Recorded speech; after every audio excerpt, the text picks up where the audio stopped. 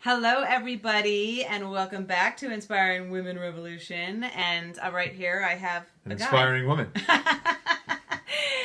And as you all know, Inspiring Women Revolution isn't just about inspiring and supporting ladies, but it's the amazing men that support amazing women like myself.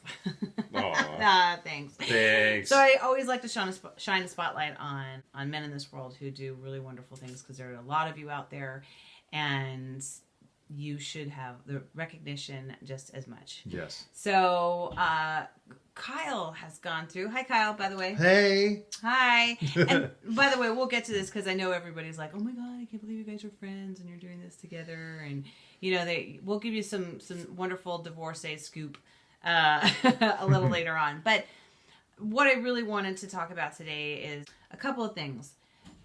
Kyle made a brave move in his life and has shifted careers, and I'll let him talk about this. But I thought for those of you listening out there today who are like, I am stuck, I don't know what to do, you've got a lot of insight on change. Oh my God, if we had hours and hours to do this podcast, we'll do part 2, 3, 4, and 5. So Kyle, go ahead and Kyle used to be on Days of Our Lives. That's initially how we met. Yeah, still kind of dabble a little bit. They don't want to get rid of me completely. Yeah, exactly. So exactly. But no, not on contract. Not on contract, and you made a huge, wonderful transition. So what are you doing now? I did. So I am in the wonderful, amazing, incredible, beautiful world of real estate. I guess the long and the short of it is that, I was an actor for 2 decades, 22 years. And the entertainment industry was my first love. That's what I wanted to do since I was, as far back as I can remember. I grew up in New York and started going to Broadway shows when I was in elementary school. And I just kind of knew that the performing arts and the entertainment industry was where I wanted to go. Went to Syracuse University in the drama department there. So that was really my path. And then I left Syracuse after my sophomore year because I felt like I wanted to learn on the job. I didn't want to just stay for another 3 years. So I was in Syracuse University in upstate New York for a year. But, I this is not a choice for everybody, but for me at the time, I wanted to, I felt that for me, I didn't want to spend the next 3 years in getting a BFA in drama, which is, I don't want to, I'm not boo-hooing it or anything, but for me, it just wasn't going to be a very useful degree. I felt like I wanted to learn in the business, like in the fire. So I left after my sophomore year and drove cross country from New York to LA and just started my career. Days of Our Lives was the first audition I ever had. But anyway, I digress. The point is, that's my backstory.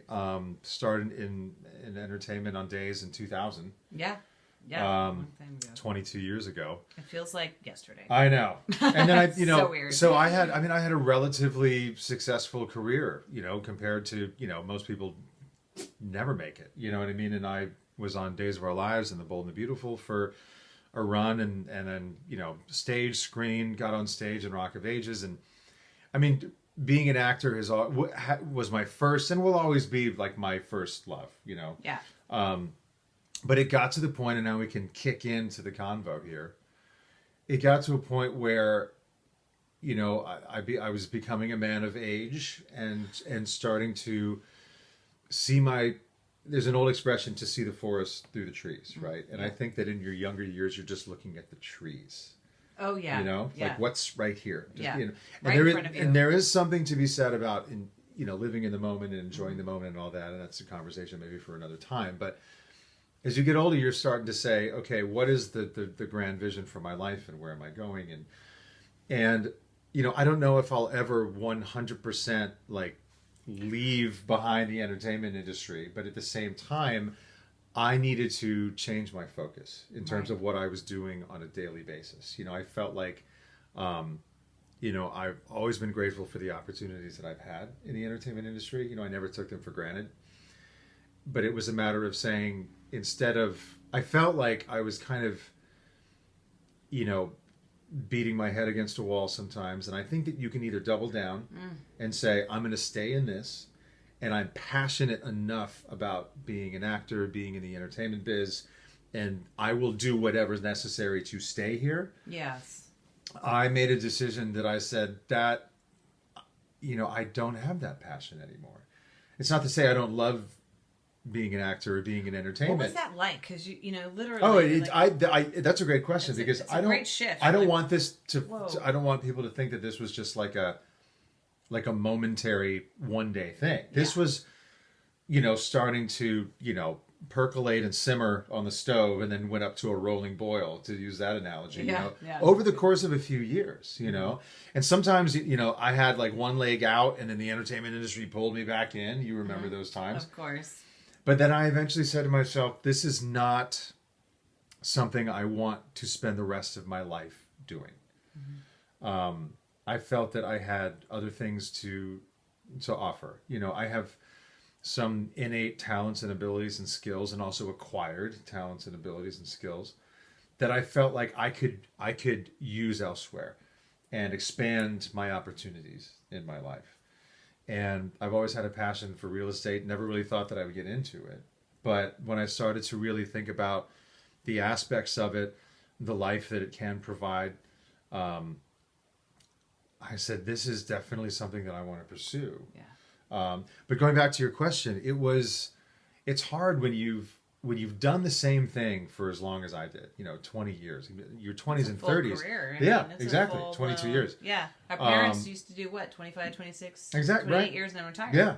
Yeah. And so it was something where I was starting to label myself as an actor, and that's wrong. I humbly don't believe in labels. I believe we can, the second you label somebody or something, you put it in a box, this limited identity. And I said, I felt like, I in retrospect, I realized I had labeled myself as an actor in the entertainment industry, and that is me, and that is what I do. And I'm like, but the older I was getting, I'm like, I'm more than that. And there's other things I want to do. I love that you just said that too, though. Yeah. Like, I'm more than that. Yeah. And I think, yeah. I think we forget about that. I'm more than that. I think that it took me a long time to really get this. Like, I understood it intellectually. Yeah. But it took me a long time for me to really get that we are not our job. We are not our parents. We are not our friends. We are not our material possessions, and I don't mean to get into some kind of woo-woo thing, but it's good to have those. But I want it's about finding freedom from that, because with our job and our parents and our friends and our material possessions and the home we live in or whatever, we consciously or even subconsciously construct a narrative. And everything that we do, and that narrative seeps into our subconscious. And then all of a sudden, we wonder why our life is the same way over and over again, and the same things frustrate us. And we get to a certain point, but can never break through. And, it's because we've constructed a narrative and a story that we tell ourselves unconsciously, subconsciously every single day. And we don't know that we're trapped in a prison that we built ourselves. I love that you say that, and I love the way you just said that too. And by the way, the door's wide open and we're sitting in the cell screaming to get out. You just like it was the day that I realized that. I almost cried with joy because I was like, oh my God, you can leave anytime you want. That is the door's open. It's like you're screaming at the warden saying, please let me out of this prison. And the warden's just like, A, you built this yourself. And B, the door's right there and it's wide open. And so when I realized that I had constructed this prison of self-limiting beliefs based on labels that I was putting on myself and everything in my life, which in context, the reason why I'm saying this is because when I started to say, I don't really want to be in the entertainment industry anymore, this thing kicked in. It was like, but you're an actor. You've always been that way. Yeah, I'm just kind of like, that's your risk management team up there going, woo, woo. What are you doing? So, but the unknown is the only place where something new could happen. Think about it. If when you're in the known, nothing new can happen. Nothing new can happen to you. Yeah. Because you are, but if you think about it, your known existence is only based upon the experiences that you've had up until this point in time in your life. There is literally an infinite amount of possibilities and potentials that exist in any given moment about where we can go and what we can do. The thing is, we zero in and focus on maybe one or a few possible possibilities or potentials based on just the limited knowledge that we have in our life up to this point in time. Right. So for me, getting back on track, when I was like, well, I want to leave the entertainment business, and I want to get into the real estate industry, and then I started to think about, well, what aspects of the real estate industry, and I started in commercial, and I realized for many reasons that we don't have to get into, it's that wasn't really for me, and then ultimately I realized, well, I want to be in a luxury real estate market in a beautiful area, and I want to enjoy going to work every single day. Yeah. And so it doesn't feel like work. And I yeah. wrote it all down. And see that, everybody? That's the thing. I tell you guys all the time, write stuff down. I just wrote it out. I think, and a lot of people, and here's a tip with this, a lot of people start writing down their vision or their goals or what they want to achieve, and immediately their subconscious prison, again, kind of comes out, and they write like, well, I want this, and immediately there's like a bzzz, and it's like, well, you can't do that. How are you going to do that? You've never been able to do that. What makes you think you can do that? And so you go, well, okay. So you might write a figure down, like, well, I want to earn a certain amount of income.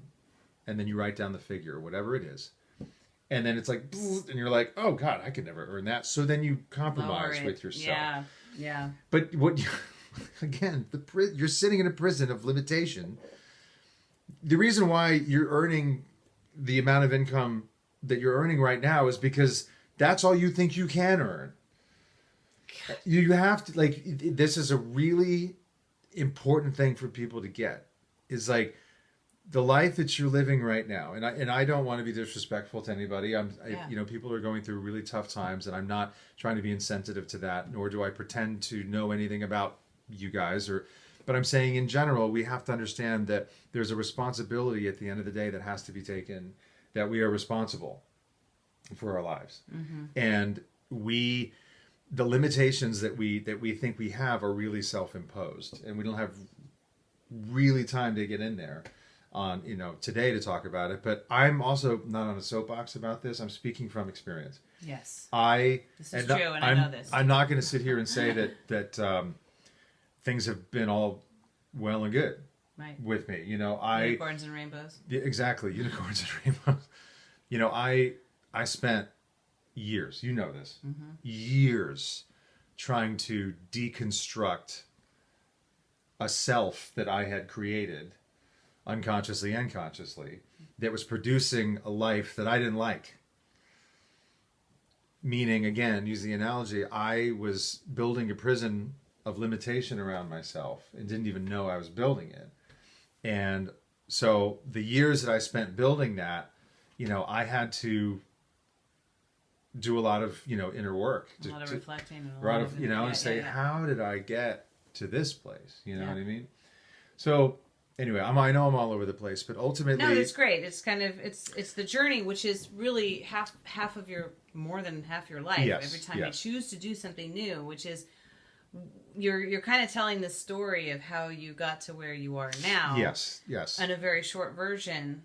Yeah, this is just the very short version. I think you stayed on track. I think you stayed on track. You're just, which is great because people need to know that it's possible. It is. I'm happier than I've ever been now.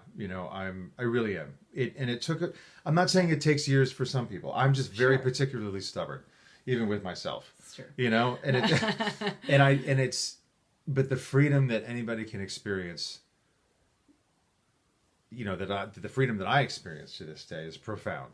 And meaning the freedom that I'm talking about is the freedom of saying, stop trying to put a label on yourself for what you do or what you can do or what you've done. Do it all. Or just, that's what I say. Try everything. Exactly. Yeah. And it's some people just want to be like, this is what I am and this is what I do. That's fine. I'm not saying it's wrong. Yeah. But realize what you're doing when you speak that. or when you feel that. So I think going full circle, I'm in a new career that I'm so in love with because, I know what we said. I wrote it down, right? Yeah. So I said, I started in commercial real estate and I said, it's fine. It's not really resonating with me. It does with a lot of people. But I have I have an innate talent and an acquired talent and a skill set which I can connect to people and with people to induce. It's what we do as actors, Yeah. I mean, we connect to people emotionally. We induce emotion. We tell a story, paint a picture, create a vision, and communicate that to people. And that's not something I was really able to do in the commercial side of the industry, which was fine. So, but you tried it. I tried it. Yeah. So I said, the residential side of real estate is where you can really connect with people in terms of, painting that picture I'm talking about, or creating a vision. Somebody wants their dream home, or I always say, don't worry about if the house exists, or whatever, your home exists, write out what you want. But just as important as what you want, how do you want to feel? Yeah. It's like, what kind of emotions do you want to feel when you're here, when you wake up in the morning and walking through, and then the house will start to, or the home or condo, apartment, whatever, will start to build itself around your thoughts and feelings about what the dream vision is for your home, right? And I always say, look, if you can think of all that, it exists. We just have to find it. Because you can't think of anything that doesn't exist. That's true. So It's true. So I just say, build it I enjoy that. So again, without going into all the detail, I enjoy that personal connection. And then I said, I want to work in a beautiful place and I want to show beautiful homes and work. Do you want to share where you're working now? So that's the thing, so I was offered a dream job situation where I'm with Village Properties in Montecito, and Montecito, California. In Santa Barbara. So I work Montecito as my main market, and then Greater Santa Barbara County around that. Yeah. And not a bad place to work. Not at all. I mean, I've had a love affair with Santa Barbara and Montecito for 20 years. Yes. We got married there. Yes. But I've been going up there solo forever. And especially spend most of your time there, when you can. Most of my time. Meditates there. It's and talk about manifesting stuff. I mean, that it's so beautiful because it is so possible. And it's one thing that I love is sharing the possibility. Yeah. Everything is so possible. So manifesting, it's become a buzzword, a buzz phrase. It's not wrong. There's nothing wrong with it. Yeah. But I think it's grossly and highly misunderstood. Yeah. It's not because it's not a judgment. Yeah. I think so. I'll touch it. It's like a name brand. I'll touch upon it in a few ways. So I think first and foremost, we have to be very clear on the word itself. Okay, so manifesting, we are always manifesting, 24/7, 365. Okay, manifest positive or negative. That's the point. It's like manifest the power. It's really based on the universal law, which is the law of vibration and energetic vibration and frequency. I won't get too deep with you guys. I'm just going to say. It's like gravity. You can't just wake up in the morning and say, you know what, I'm gonna use gravity today.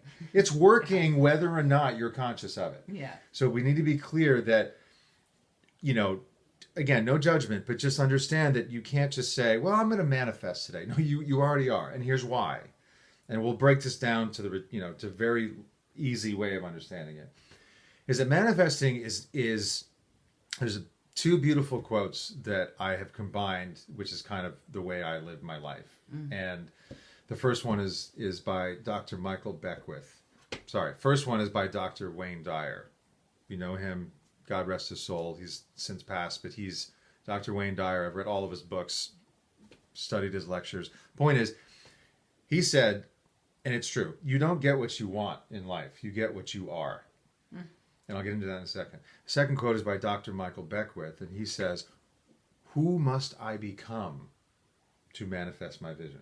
So when you combine the two, you say, if I don't get what I want in life, I get what I am, then who must I become to manifest my vision?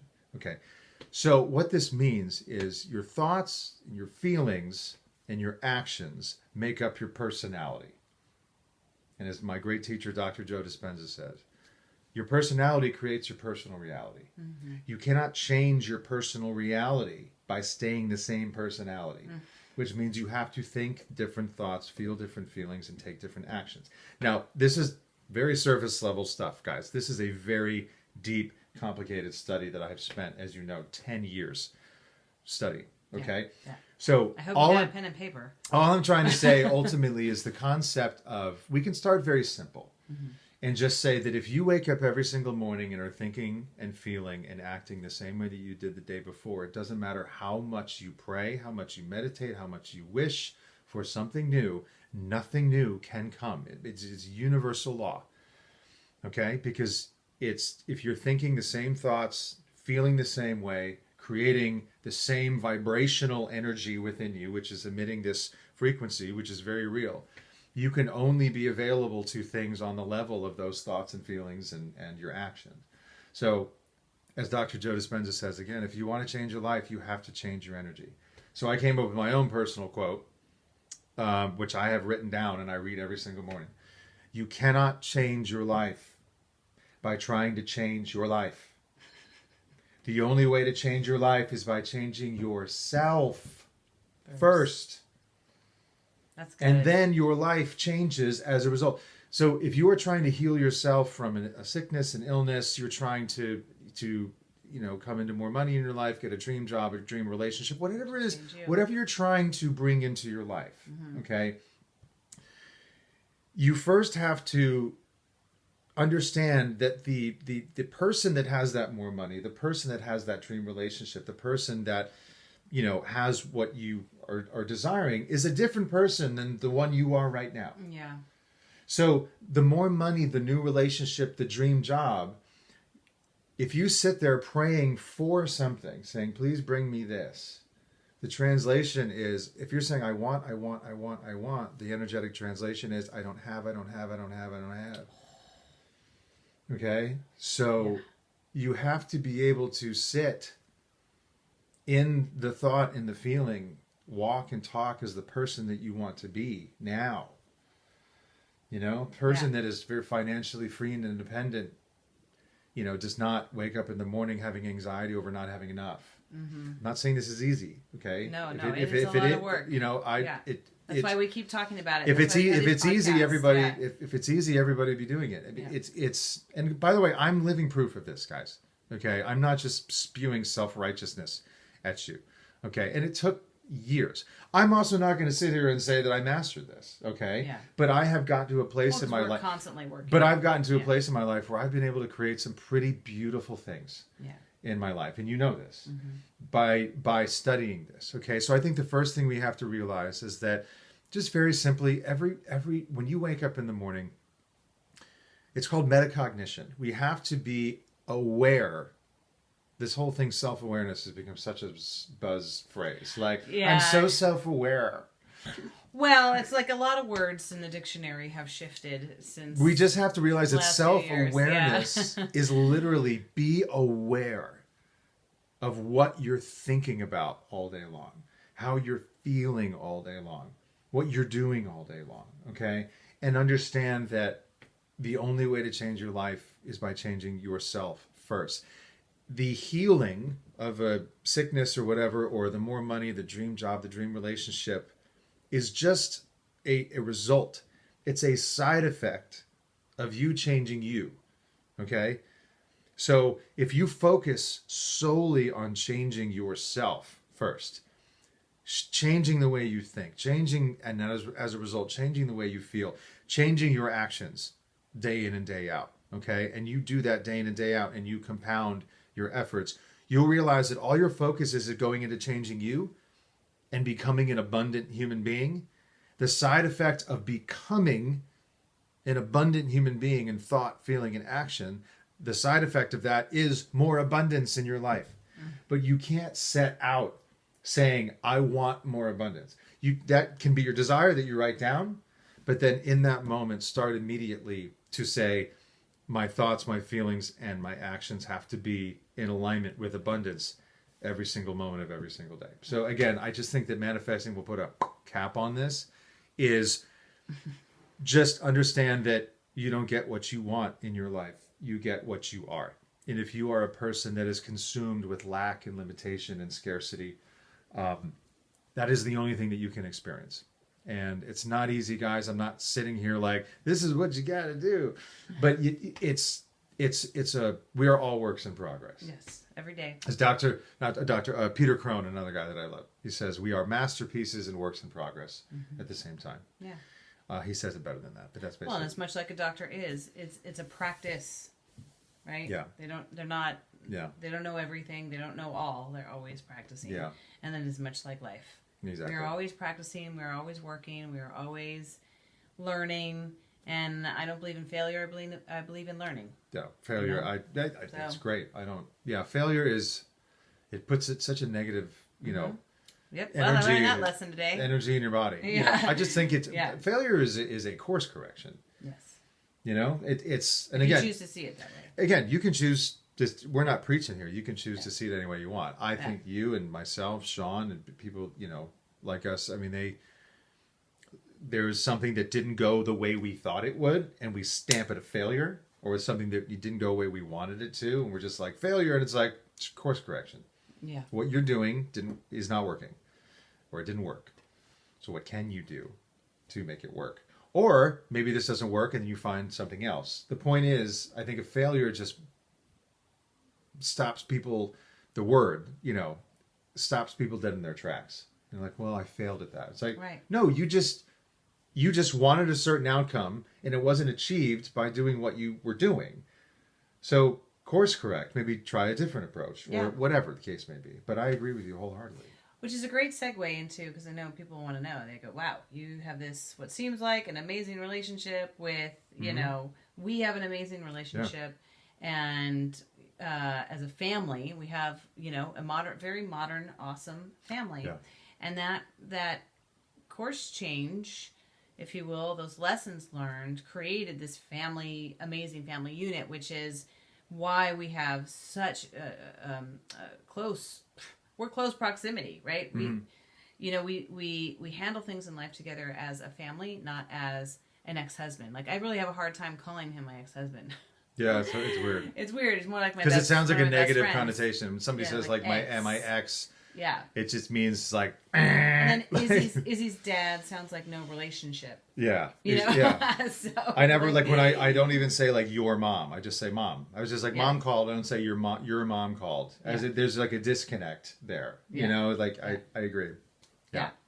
I mean, semantics. I mean, sometimes I'll say your dad called, but not in that form, not in that. Sometimes that it's how you say something. Yeah, how. It's a little different. But very much like Kyle's been saying, it's you make choices in life. We choose to have a fantastic relationship. It's a choice, yeah. In the beginning, it was because we have this little angel that we need to raise as an amazing child. Yeah. And since then, But it's still a choice. It's still a choice. It was back then.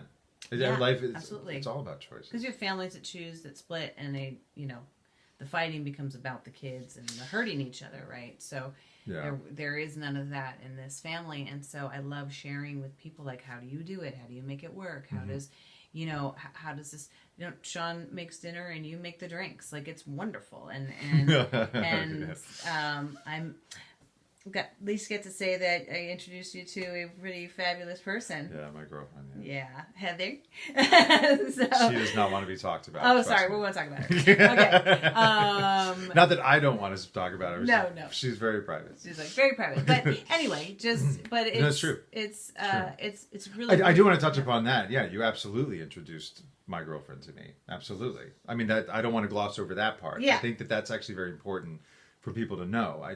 Look, it's, again, I don't want to spew, I don't want to make people throw up. I don't want to spew. Oh, why not? What did you say before? Sunshine, rainbows, and unicorns or something? Yeah. But it really, you can make it that way if you want to. Listen, I've had this conversation on podcasts before, actually, because people ask. Yeah. And not that I have like a run-of-the-mill answer, but I do have certain things that I like to communicate with regards to this, which is, I start out by saying, and I really mean this, not to say, I always start out my spiel. No, I really mean this.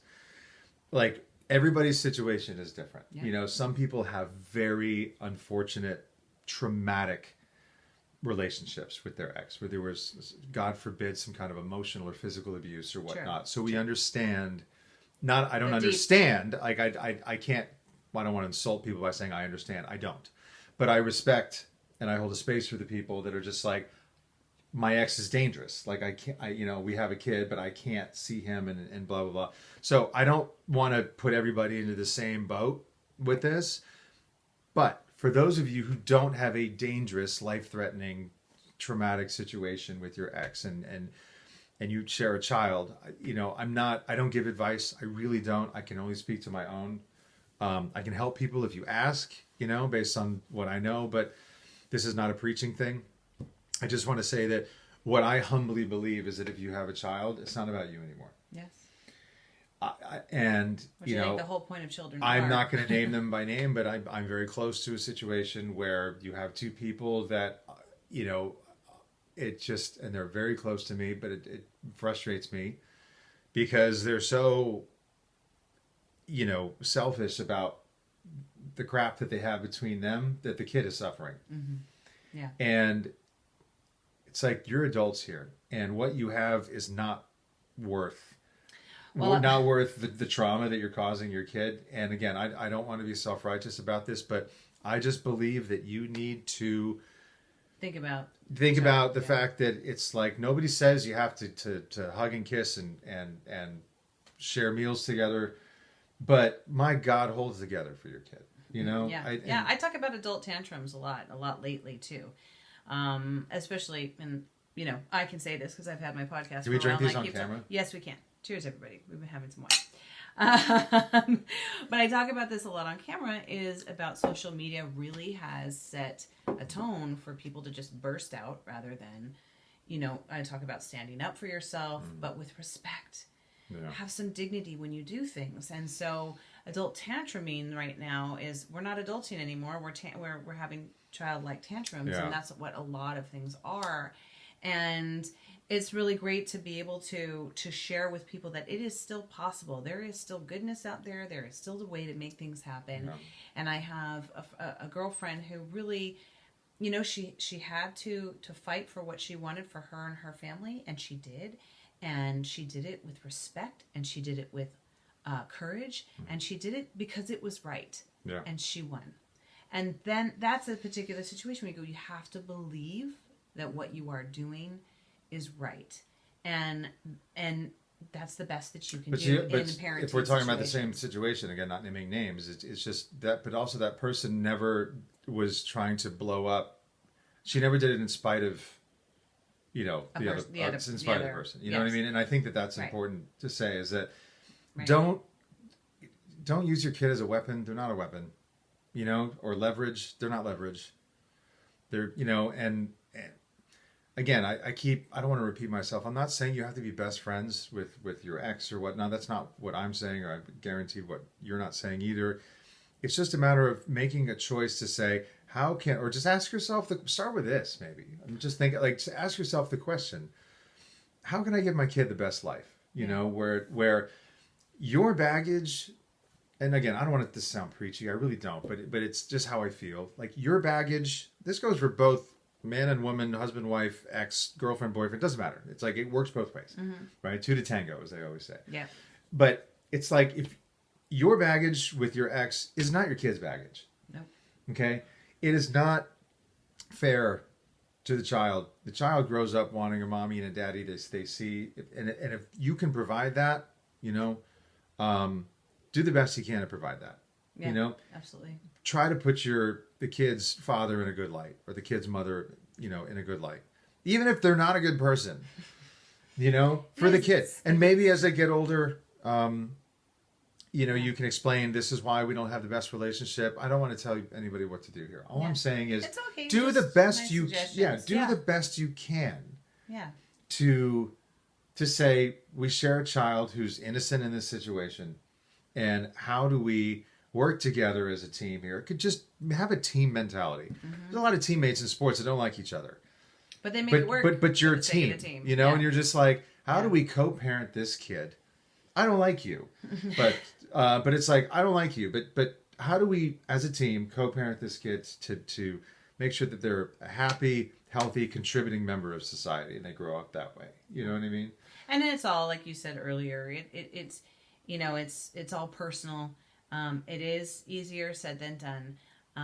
There are always ways. But yeah, so anyway, that is really just, we could go on for a long time. That's a topic that I do want to circle back there about us, because I think to finish that off, I think that it also helped that, we didn't, our marriage didn't end because of any kind of like serious traumatic loss of trust or infidelity or some, it was just like it's as cliche as it sounds. People grow up and they grow apart, you know what I mean? And you realize that you love somebody and you would do anything for them, but you're just not, your people are elsewhere, like that you're going to spend your life with. So our situation was different in that sense, not to say that it was easy, but at the same time, we made a decision. I think I wanted to bring this back to your original point. We made a decision to say, look, still love each other, always love each other. We're good buddies. I think we have a blast together, and that was a very important thing. Yeah. But hence the wine. But we have, I know, right? But we have, a child that it's like, let's do this. We're still co-parenting together. Yeah. So definitely. And then you make choices. Like we go out, the three of us. If Sean's not around or Heather or whatever, like the three of us will go out to dinner. You and me and Izzy, and have our family time, because it's important. It's still important for your child to Izzy, see, and so anyway, people wonder. It's just a choice, It really is, and choices are not always easy. They aren't, but they are fun when you when you actually get to the other side and you're like, I did it. I put my mind to it and I got to this place. And I always like to talk a lot about excitement, keeping your life excited. It's not easy to wake up and choose happiness. I just shared on a podcast that Leanne jumped on with me, just about... My God, don't wake up first thing in the morning and turn on the news. Right. Or check your phone. But anyway, so I was like finding joy in a bad day, and finding the silliness and finding your sense of humor. And I believe having a sense of humor really, really helps in your life. You have to laugh. You've got to laugh at yourself. Sometimes be a little self-deprecating is really, really good. Well, we talked about this at the beginning of the podcast. I was immersed in the entertainment biz as a professional singer and actor and the whole thing. And I trained.